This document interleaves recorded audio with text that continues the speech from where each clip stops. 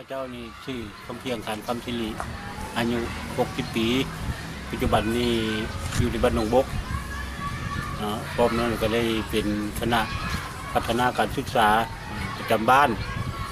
หนองบกของพวกเขานี่เนาะเป็นบ้านหนึ่งที่อยู่ในจุดใจกลางของเทศบาล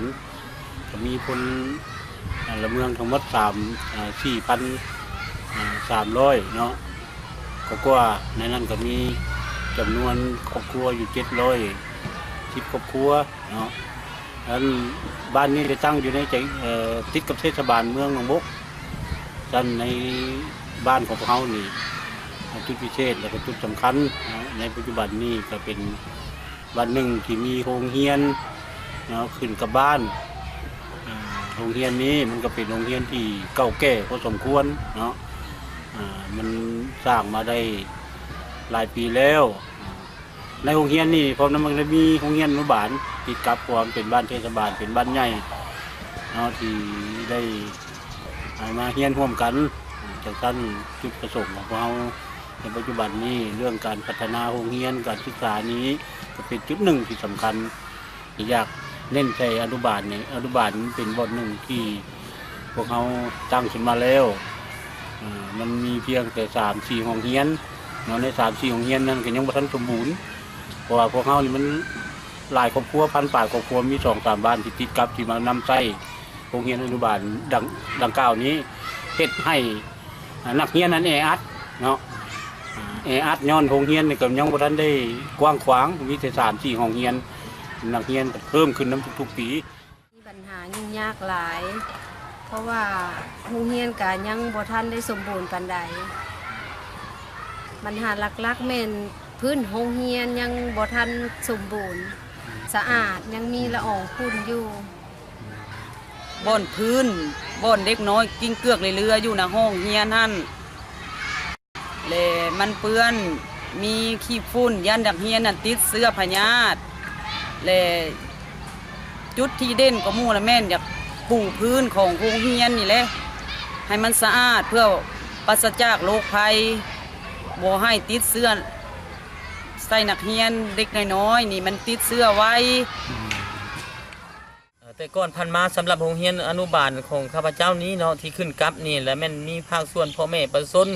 นั่นแหละแต่ละปีก็แม่นได้ขอน้ำพ่อน้ำแม่เป็นผู้ประกอบให้มาปูได้ห้องนึงเนาะแต่ว่าอยากได้เพิ่มเติมอีกเพื่อให้มันเพียงพอกับ